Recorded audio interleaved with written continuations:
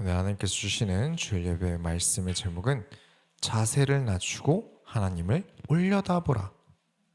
우리 옆 사람과 인사할까요? 예수님과 같이 겸손해집시다. 예수님과 같이 겸손해집시다. 오늘 말씀을 통해서 우리가 자세를 낮출 때, 엎드릴 때 살아남습니다. 그것이 깨달아지는 우리 모든 소원교회 성도님들이 되시길 예수 이름으로 축원합니다. 서론으로 들어가겠습니다. 급발진 금지. 자, 우리가 지난주 말씀을 통해서 보았어요. 하나님과 가까이 가야 한다. 하나님과 가까이 하지 않으면 망한다. 하나님과 가까이 하기 위해 우리는 무엇을 해야 될까요? 날마다 죽는다. 내가 바라던 것, 내가 원하던 것 주님께서 버리라고 하신다면 버린다. 죽기보다 싫은 일인가? 그럼 죽는다. 나는 나를 죽이고 하나님이 원하시는 일을 한다. 하나님을 가까이 하던 사람들은 예수를 닮아가며 하나씩 나를 죽이고 예수를 높입니다. 나의 흔적들이 예수의 흔적들이 돼요. 근데 하나님을 멀리하던 사람들은 계속 하나님을, 예수님을 이용해서 나를 높이기 원합니다. 그 결과 하나님을 가까이 하던 사람들은 가나안 땅으로 들어가자고 해요. 하나님을 멀리하던 자들은 이집트로 돌아가자고 합니다. 이런 일들을 다 겪고 난 뒤에 이제 이스라엘 백성들은 좀 정신을 차렸을까요? 아니죠. 이 광야의 위는 늘 힘들고 어려움은 늘 새롭습니다. 내가 예전에 겪었던 것보다 조금 덜 힘들어 보여도 여전히 나에겐 괴롭습니다. 20장 2절에 회중이 물이 없으므로 모세와 아론에게로 모여드니라. 자, 뭐 하자고 모여들었을까요? 물이 없대요. 그래서 모였대요. 하나님께 말씀 좀 드려주세요. 우리가 하나님께 무엇을 드리면 하나님께서 물을 주실까요? 라고 기도 부탁하러 들어왔을까요? 하나님의 말씀을 구하러 왔을까요? 우리라면 그렇게 했을지 모르겠지만 당시 이스라엘 백성들은 20장 3절에 백성이 모세와 다투어 말하여 이르되 우리 형제들이 여호와 앞에서 죽었을 때 우리도 죽었을 때라면 좋았을 뻔하였더로다. 이건 진짜 하나님께 말이 심한 거예요. 정말 심한 말을 해요. 이 앞에 자신의 형제들이 무엇 때문에 죽었죠? 하나님의 명령을 어기고 이집트로 돌아가자 그랬어요. 그러다가 죽었어요. 하나님께 반역하다 죽었어요. 그런데 이 백성들이 모세에게 그들처럼 우리도 죽었으면 좋았을 것을, 이 말은 그들은 벌을 받은 게 아니라 정의를 실천한 거다. 그게 옳았거든. 우리가 이렇게나 괴로운 걸 보니까 그들이 선구자였어. 이집트로 돌아가는 게 맞았어. 5절에는 말이 더 심해요. 어찌 여호와의 회중을, 그러니까 우리는 다 하나님의 백성인데 모세 네가 하나님과 상관없이 왕이 되려고 우리를 지금 광야까지 끌어내서 욕심내다가 다 죽게 만드냐 이거예요. 이집트가 얼마나 좋았는데 거기는 무화과도 있고 포도도 있고 석류도 있고 마실 물도 있었어. 하나님은 어떤 자에게 물을 주실까요? 원망하면서 이집트로 돌아가자는 백성에게 주실까요? 여러분, 어떤 사람에게 원하는 것을 허락하시고 필요한 것을 채우실까요? 떼쓰는 사람에게 주실까요? 이렇게 이스라엘 백성들처럼 원망하면 주실까요? 삐뚤어지고 내가 원하는 거 안 주면 교회 떠날 거야 라고 하는 자들에게 주실까요? 20장 6절에 나옵니다. 모세와 아론이 회중 앞을 떠나 회막문에 이르러 엎드림에 여호와의 영광이 그들에게 나타나며 엎드리는 자에게 주십니다.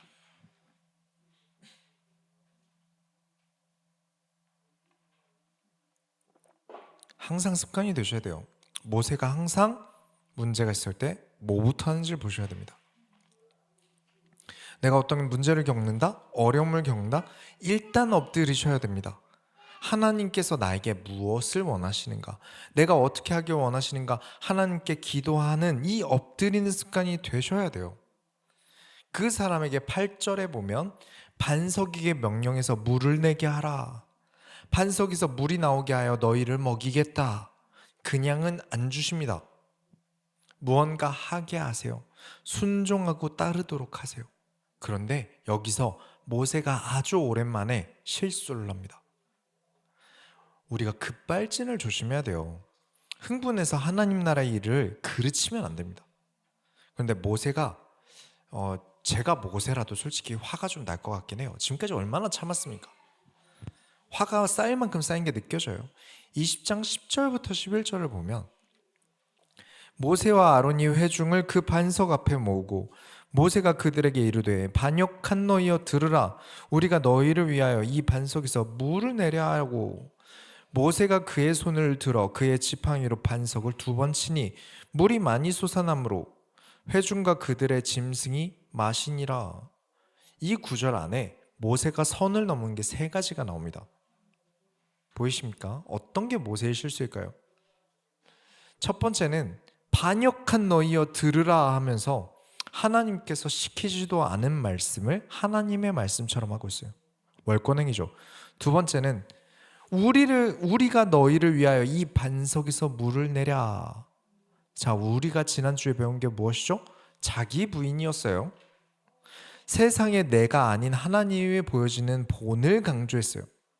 그런데 지금 모세가 뭐라고 하죠?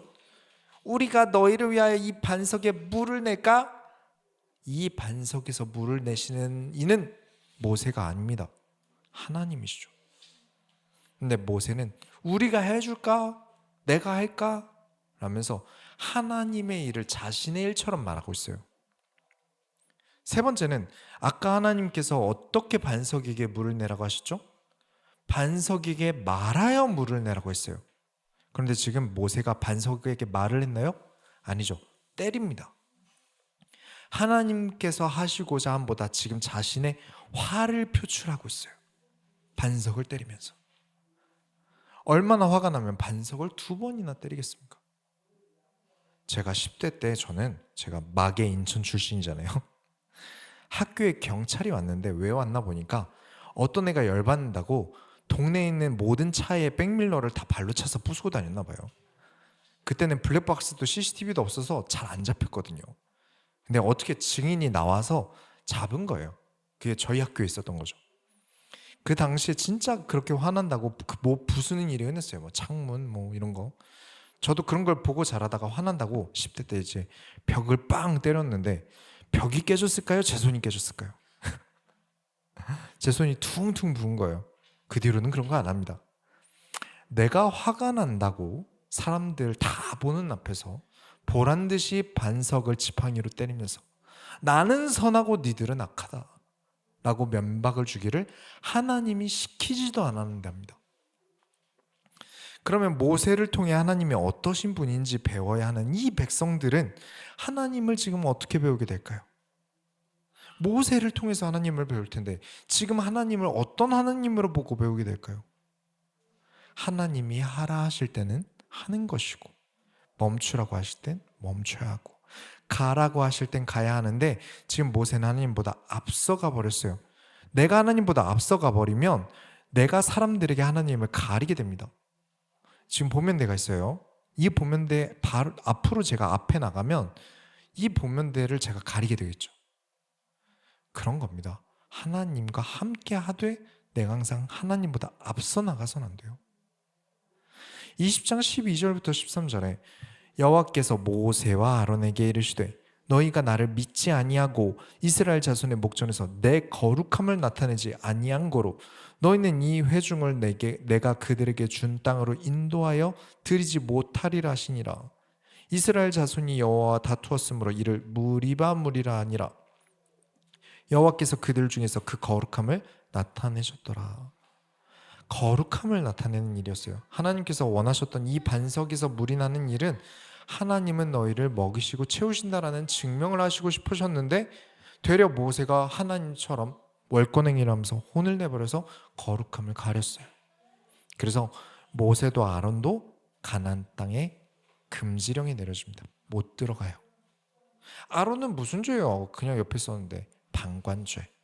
우리가 성경에서 많이 다뤘지만 방관죄는 굉장히 무섭습니다.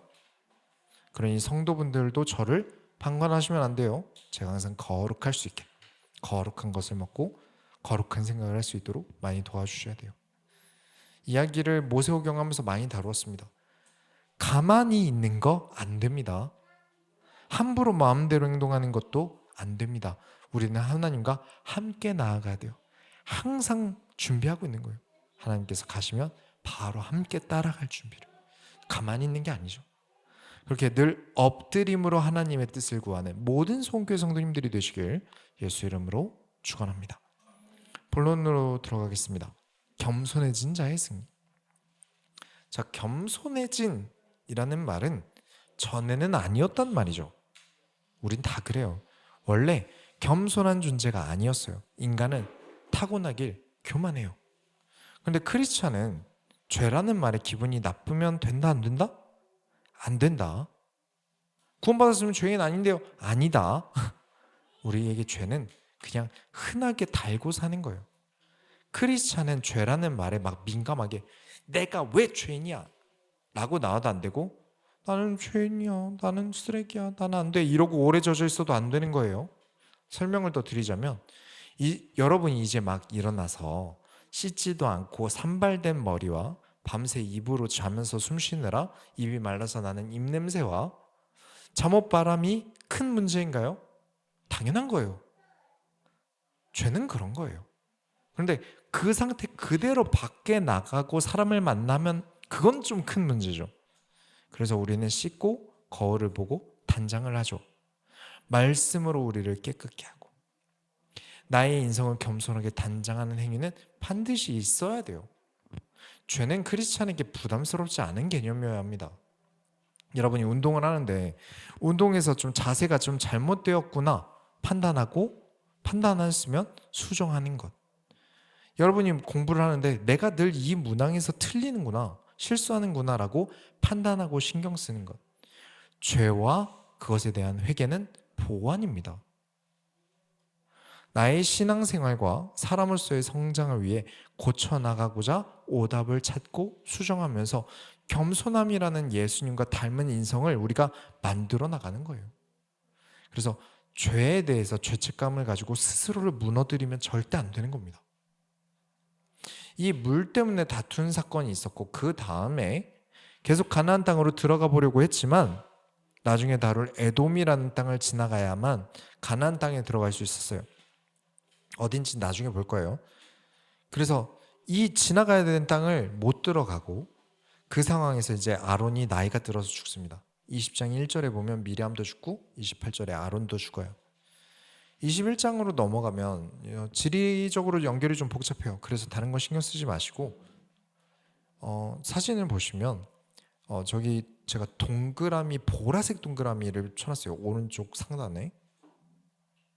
거기 표시해둔 곳이 호르마라는 곳이에요. 저런 곳이 있었다 정도만 보시면 됩니다. 뭐 그렇게 중요하게 생각하지 않으셔도 돼요. 그냥 호르마라는 지명만 생각해 두세요. 가나안 땅이라고 하면 단일 나라가 아니에요. 우리가 뭐 아시아라고 하면 한국도 있고 뭐 중국도 있고 일본도 있는 것처럼 가나안 땅에는 이제 사진 좀 내릴게요. 가나안 땅에는 7개의 도시 국가들이 있었어요. 그 7개 국가 중에 한 나라의 왕이 이스라엘을 치러 왔어요. 그래서 이스라엘 사람들이 붙잡혀 간 거예요.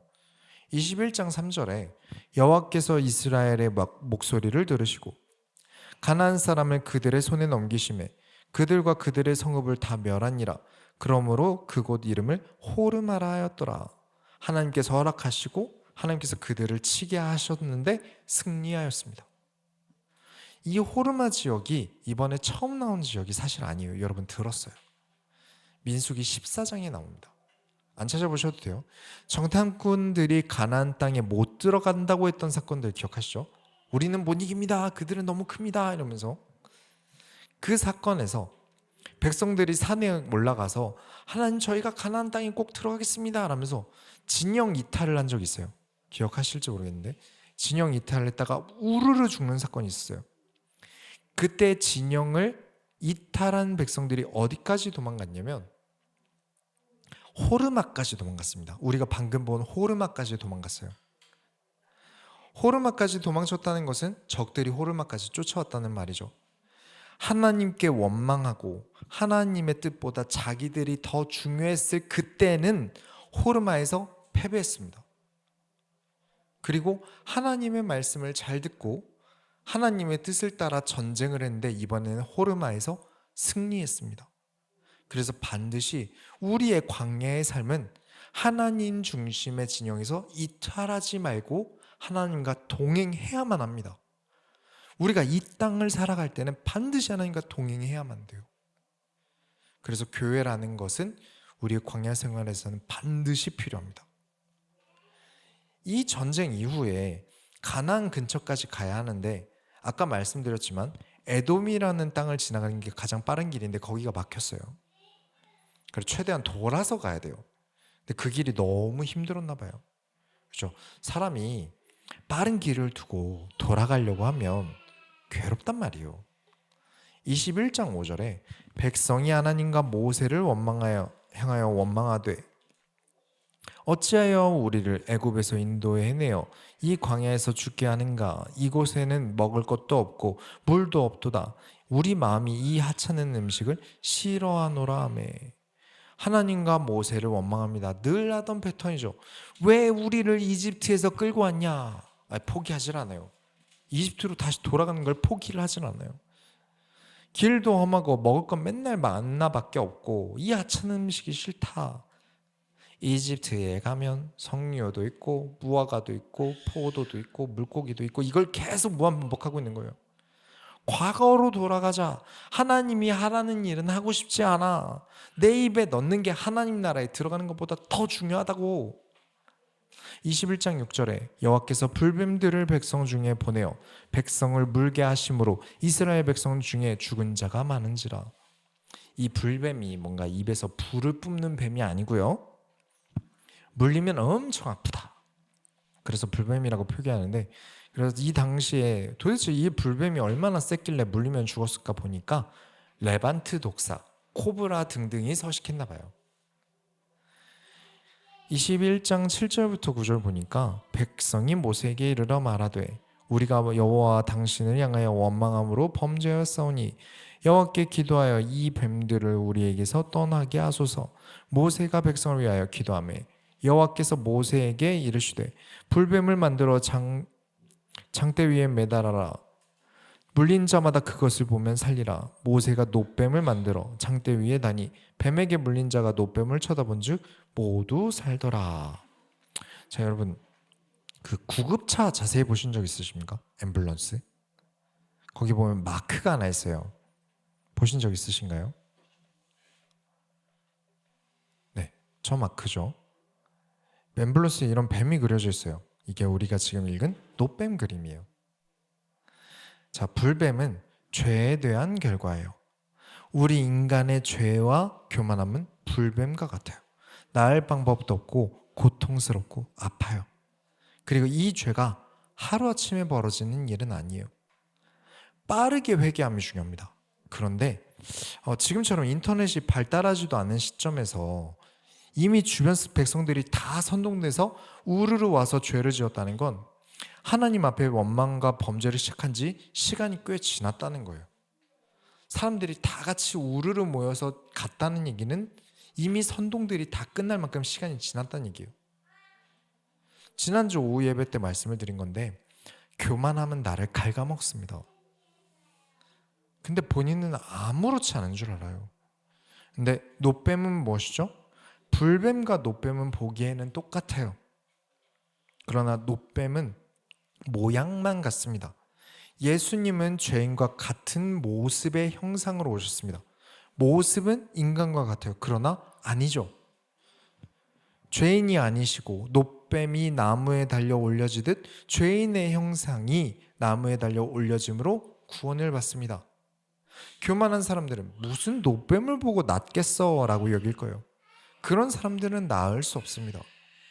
무슨 교회를 다닌다고 삶이 바뀌어, 무슨 예수 믿는다고 뭐가 달라져, 절대 나을 수 없습니다. 우리는 예수님의 눈보다 낮은 위치에 있어야 돼요. 우린 겸손히 위에 서신 예수님을 바라보고 나를 낮춰야 돼요. 그렇지 않으면 낫지 않습니다. 교회 아무리 다녀봐도. 아무리 다녀도 낫지 않습니다. 그냥 노스로 만든 모형뱀이라고 생각하면 아무 의미 없는 거예요. 예수님이 과거에 존재했던 사람 정도로 생각하면 아무 의미 없어요. 예수로 온갖 미화를 해도 성경대로 오신 예수를 믿는 게 아니면 아무 의미 없습니다. 나는 겸손히 하나님의 말씀을 따라 자세를 낮추고 노뱀을 올려다 봐야 돼요. 그래서 장대 위에 높이 들었다. 낮은 곳에서 볼 수 있게. 이 불뱀 사건이 일어난 이후에 이스라엘이 계속 행군을 합니다. 이스라엘 백성들이 가기 너무 힘들고 먹을 것도 없다고 했던 그 길을 계속 걸어가고 있어요. 한 번에 걸어가기 너무 어려워서 걸어가다 쉬고 걸어가다 쉬고를 반복합니다. 그러나 백성들이 하나님을 원망하지 않았어요. 그렇게 하나님을 원망하지 않고 쭉쭉쭉 걸어가다 보니까 도착한 곳이 21장 16절에 거기서 부엘에 이르니 부엘은 여호와께서 모세에게 명령하시기를 백성을 모으라 내가 그들에게 물을 주리라 하시던 오물이라. 부엘이라는 곳에서 하나님께서 물을 주셨어요. 힘든 길이지만 포기하지 않고 걸었는데 원망하기를 멈췄는데 반석에서 물이 나는 정도가 아니라 이번엔 우물이에요. 그런데 이 이스라엘 백성들이 어떻게 이 우물에 대해서 말하는지 보세요. 17절에 그때 이스라엘이 노래하여 이르되 우물물아 솟아나라 너희는 그것을 노래하라. 노래하라 우물물아 솟아나라. 이게 우물이 솟아나라고 어떤 주술과 막 응원을 하는 게 아니라 당시 이스라엘 문화인데 시적인 표현을 쓸 때 나오는 버릇 같은 거예요. 우리가 하늘을 볼 때 비가 내리면 비가 내린다 라고 이야기하는데 당시 이스라엘 표현을 빌리자면 계속해서 땅이 젖는다 라는 식의 표현을 쓸 수 있어요. 우물을 파는데 우물에서 역대급으로 물이 나오는 거예요. 마치 물이 위로 뿜어져서 솟아날 기세를 가지고 콸콸콸 나오니까 너무 신나는 거예요. 그런데 이 우물을 누가 팠냐면 18절에 이 우물은 지휘관들이 팠고 백성의 귀인들이 규와 지팡이로 판 것이로다 하였더라. 가장 앞서서 지도자들이 우물을 팠다. 가장 앞에 서서 백성을 위해 책임지고 일했다. 우리 지난주 말씀 기억하시죠? 직분이 올라갈수록 더욱 책임을 지고 누구보다 많이 일해야 되는 자리예요. 일반 성도보다 집사 직분을 가진 분이 더욱 많은 일을 하고 교회를 책임져야 돼요. 그보다 권사, 장로 직분을 가진 분들이 교회를 더욱 책임지고 그보다 교역자는 더욱 교회를 위해서 뛰어야 돼요. 내가 목사야 이러면서 꿈쩍도 하지 않고 내가 장로야 이러면서 앉아서 가르치려고만 들면 완전 비성경적인 겁니다. 가장 앞에서 가장 많이 일해야 돼요. 가장 먼저 앞에서 흙먼지를 뒤집어 쓰면서 땅을 파야 했던 게 지휘관들과 귀인들이었다. 하나님의 명령에 가장 발빠르게 움직여야 하는 것이 직분자입니다. 지휘관들과 귀족들의 헌신으로 많은 백성들이 물을 마셨어요. 그리고 다시 행군하는데 아모리라는 땅을 지나가야 돼요.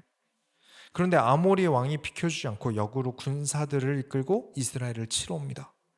그런데 이제 그때에 찐따 같던 이스라엘 백성들이 아니에요. 24절에 보면 이스라엘이 칼날로 그들을 쳐서 무찔렀다.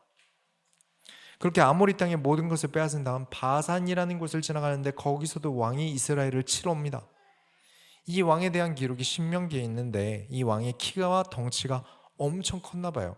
그래서 침대 크기가 4m에 1.8m 정도가 되는 침대를 썼다고 해요. 아마 진짜 키가 4m가 돼서 그런 걸 쓴 건 아닐 거예요. 침대는 좀 권위를 위해서 크고 화려하게 만든 것으로 보고 있어요. 키가 큰 건 또 일반 사람들이 봤을 때는 와 진짜 크다 싶은 정도였을 거예요. 그 농구 선수 하승진 선수라고 엄청 키가 큰 선수가 있는데 그랑 이제 격투기 선수 한 제 키 정도 되는 선수랑 이렇게 스파링을 하는데 너무 크니까 주먹이 얼굴에 닿질 않는 거예요. 그런 사람이 칼이나 창을 들고 싸운다면 작은 사람 입장에서는 답이 없겠더라고요. 그만큼 위압감이 상당했을 것이다. 그러나 21장 35절에 이에 그와 그의 아들들과 그의 백성들을 다 쳐서 한 사람도 남기지 아니하고 그의 땅을 점령하였더라. 각성한 이스라엘은 하나님과 함께하고 가장 먼저 하나님 나라의 일을 지도자들이 나서서 하는 그들이 그 왕의 군대들마저 다 죽이고 땅을 점령합니다. 이런 일이 벌어지니까 처음에 이스라엘을 못 지나가게 했던 그 땅의 왕이 있잖아요. 그 땅이 이제 모압인데 22장 3절에 모압이 심히 두려워하였으니 이스라엘 백성이 많음으로 말미암아 모압이 이스라엘 자손 때문에 번민하더라. 야, 이스라엘 싸움 실화냐? 그 찐따 같던 이스라엘 맞냐? 라면서 모압이 아주 피곤해졌어요. 결론을 내리겠습니다. 하나님을 바라보는 진영이 되셔야 됩니다. 승패는 여기서 갈립니다. 얼마나 많은 실력자가 있느냐, 얼마나 많은 싸움꾼이 있느냐, 남자의 수는 얼마나 확보되었느냐가 아니라 이 땅에서 우리의 승리는 하나님 중심의 진영이 되는 것에 있습니다. 자, 오랜만에 말씀드리는데 제가 지금 마이크를 들고 있잖아요. 이 마이크가 단단하다고 마이크로 못질을 하면 마이크가 어떻게 될까요? 마이크의 용도로는 이제 못 쓸 거예요. 프라이팬이 딱 좋겠다고 프라이팬으로 삽질을 하면 어떻게 될까요? 코팅이 다 벗겨져서 이제는 프라이팬으로 못 쓸 거예요. 모든 것은 만들어진 의도대로 사용돼야 오랫동안 사용될 수 있어요. 고장나지 않고요. 사람은 하나님과 함께 해야 고장나지 않도록 창조되었어요. 아무리 인간은 뭐 자윤이 만물의 영장이니 떠들어도 우리는 생겨먹기를, 처음부터 만들어지기를 하나님과 함께 해야만 하도록 창조된 거예요. 적들이 나를 치러 옵니다. 유혹도 많습니다. 또는 아무도 나를 치지 않고 아무도 나를 유혹하지 않는데 내가 바라는 것들, 내가 원하는 것들에 내가 끌려가요. 그래서 여러분, 우리는 치열하게 하나님과 함께 해야 합니다. 단 것만 먹을 수 있으면 너무 좋겠어요. 전 라면만 먹고 사는데 건강할 수 있으면 저는 라면 종류 맨날 바꿔가면서 먹을 거예요. 맛있는 것만 먹으면 너무 좋겠는데 세상은 그렇게 만만하지 않아요. 하기 싫은 운동 해야 되고요. 먹기 싫은 약 먹어야 되고요. 하기 싫은 절제를 해야 돼요. 이 세상이 창조되길 그렇습니다. 우리가 살고 있는 세상은 그렇게 만들어졌어요. 우리의 삶은 재미없는 성경을 배워야 돼요. 하나님은 성경으로 우리에게 자신을 나타내시니까요. 우리는 예배를 드려야 돼요. 요즘 재밌는 게 얼마나 많은데요. 안 그래도 주말도 없이 일하는데 취미든 사람 만나는 거든 다 일요일에 몰빵해야죠. 맞아요. 교회는 비효율적이에요. 그래서 사람 중심의 교회를 많이 찾게 됩니다. 왜냐? 뭐라도 나에게 이득이 있는 곳에 가야죠. 그런데 우리가 민수기 초반에 이야기를 나누었지만 전쟁에 한 명이라도 더 숫자가 필요한데 12분의 1의 비율을 차지하는 레위 지파는 전쟁에서 제외시킵니다. 그리고 성막을 관리하고 제사를 관리하는 역할을 해요. 너무 비효율적이죠. 제사가 뭐라고? 예배가 뭐라고? 당장 전쟁 났는데, 당장 목숨 걸고 싸워야 되는데, 그럼 패배할 때마다 레위인 절반이라도 있었으면 이겼겠다, 이 생각 들지 않을까요? 하지만 패배의 원인은 레위인이 없어서가 아니라 그들이 하나님을 바라보지 않았기 때문이에요. 승리한 이유는 그들이 싸움을 잘해서가 아니라 그들이 하나님을 바라보았기 때문이에요. 그러면 하나님을 바라보기 위해서 전체 민족의 12분의 1인 레위 지파를 충분히 하나님께 드릴 수 있어요. 우리 소원교회는 하나님 중심의 진영이 되어야 합니다. 하나님과 함께 해야만 고장나지 않습니다. 패배는 고장남이에요. 수많은 부상자를 만들어요.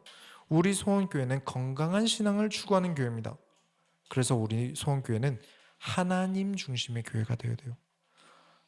건방지게 하나님을 위에서 아래로 내려보듯 필요를 따지고, 내가 교회 가야 될 필요를 따지고 이득을 따지고 그런 것이 아니라 겸손하게 나를 낮춰서 하나님을 아래에서 위로 올려다볼 때 우리는 승리합니다.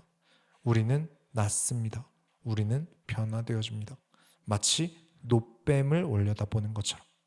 우리가 하나님의 손을 이뤄드립시다. 하나님 감사합니다. 우리에게 겸손함이 있게 하여 주옵소서. 우리 삶의 어려움은 내가 하나님보다 내 눈높이가 위에 있기 때문이고 교만함 때문이니 하나님, 우리가 하나님 앞에 날마다 엎드리며 예수님보다 낮은 자세로 이 세상을 살아가며 승리하게 하여 주옵소서. 살아계신 예수 그리스도의 이름으로 기도드렸습니다. 아멘.